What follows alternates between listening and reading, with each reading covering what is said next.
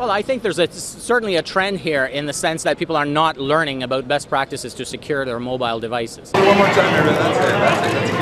And it's apparently led to one of the most revealing online celebrity scandals ever. Enough time to do it with everybody. From Jennifer Lawrence to Kate Upton and dozens more, so-called hackers have released intimate nude photos on 4chan, an anonymous message board website. Even more disturbing, unconfirmed reports, the images were taken from each celeb's personal Apple iCloud support account or other programs that back up your smartphone. Security and privacy expert Claudiu Popa says there are 3 basic steps everyone should follow. Passwords, obviously, they need to be unique. Don't pick the most complex passwords you can imagine. Pick the longest ones you can remember. And third, 2-step verification. If 2-step verification is available from your provider, you enable it today. So let's just say you have some intimate photos on your smartphone. Well, your phone could actually be backing up important info without you even noticing it. Just because you've deleted a pic from your smartphone doesn't mean it doesn't still exist in an offsite server.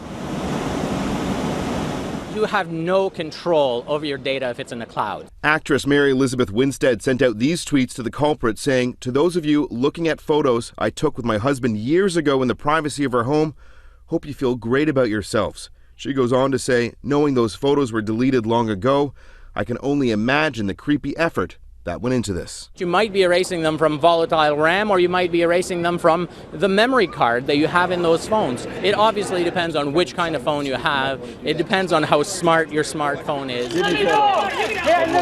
Both Upton and Lawrence have issued statements saying they plan on going after anyone who posts the photos of them.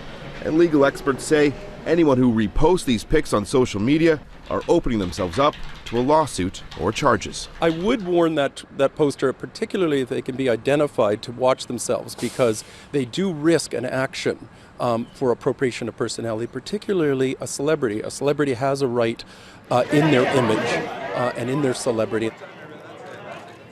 Now, Apple Canada refused comment today and wouldn't confirm or deny if it was in fact their iCloud support system that was breached. Roger? Some of Hollywood's biggest celebrities are at the center of a major hacking scandal. Nude photos of almost 100 of them have been stolen and posted online. The long list of victims includes Oscar winner Jennifer Lawrence, also Rihanna.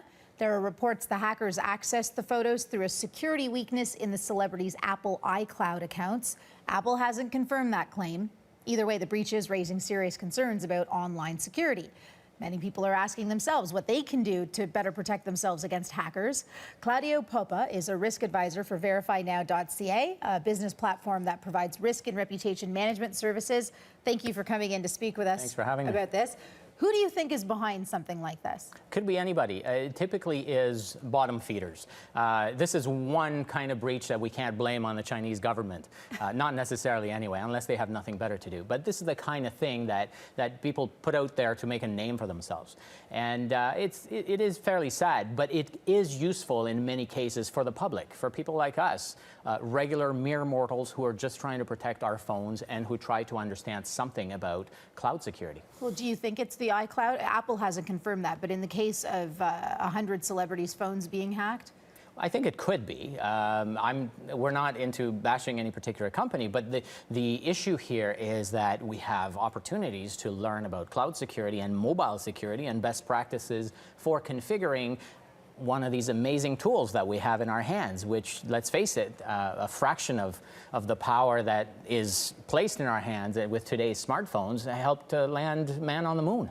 So the least of what we can do is simply put a password on our phones. So passwords are key nowadays, and without a strong password, and I'll say a strong enough password that is also long enough, without that kind of protection, you can't really expect much, especially when you're backing up your data in the cloud. And so when we're talking about hacking, right now this person went after celebrities' nude photos, but what else could a hacker go after if they break into your iCloud or any other sort of online account that you have?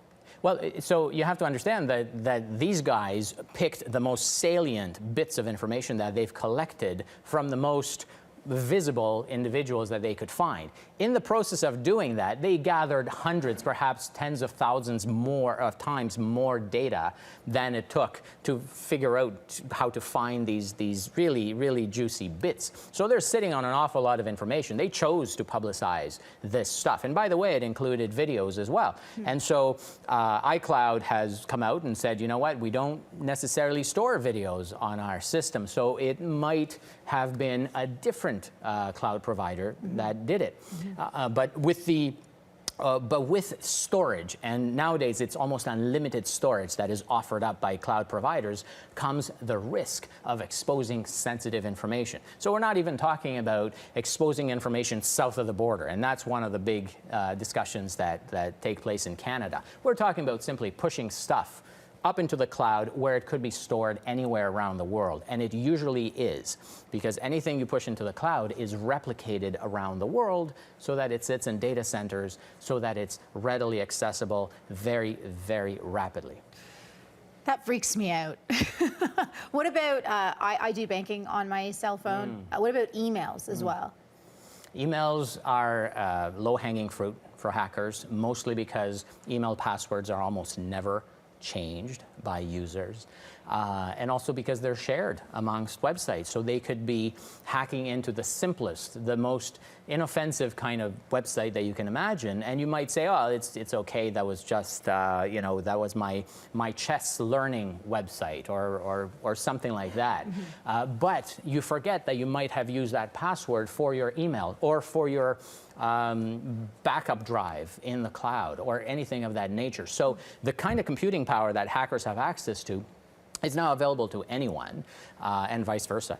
And what they're doing is they're parsing the email lists of previous breaches that we hear about every week. It seems like every half hour nowadays. And so they're looking through these lists to find passwords that go with these usernames. And so they find usernames that are used across a number of sites, and they simply try those passwords.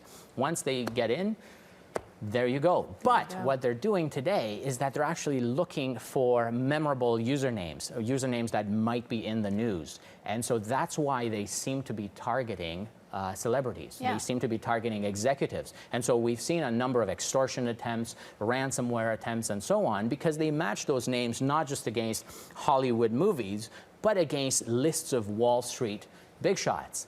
That's where the money is. Well, and you characterize the people responsible for hacking into these celebrities' accounts as bottom feeders. Why do it? Are they going to get money out of it? Well, they're certainly going to get a reputation. And that reputation, it's a tricky, tricky space for them to be playing in, because obviously with that reputation comes some public knowledge that they're the ones who did it. And we know that some of the people who have done this kind of thing in the past are now in jail.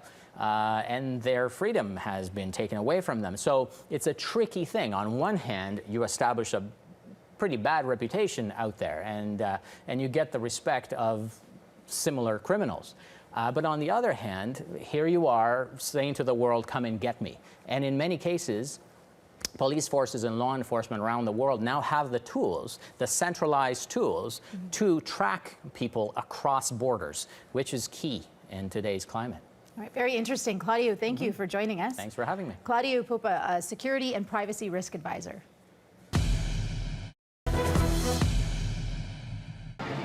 Trisha Reyes practically lives on her iPhone. 8 hours a day of text messaging, photo sharing, and web surfing. Still, she's been extra careful ever since a friend's compromising photo ended up in the wrong hands. Someone hacked into her phone and then sent it via text message, so a lot of people were able to see it.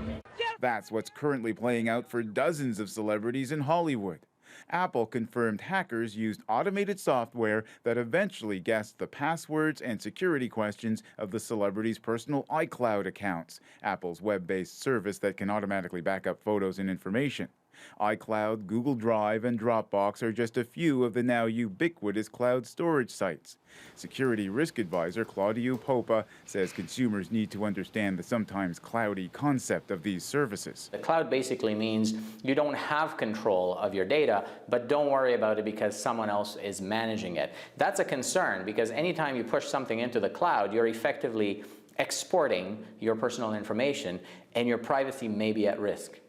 Technology writer Shane Schick says part of the problem is a lackluster attitude towards passwords.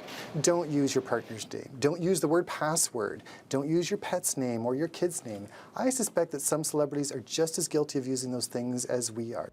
He offers some free advice to celebrities and everyone else. Use something called two-step verification. I try to log in using my username and password. The site sends my phone a text message with a random number. I've got to type that number in before I'm allowed into the cloud. Ron Charles, CBC News, Toronto.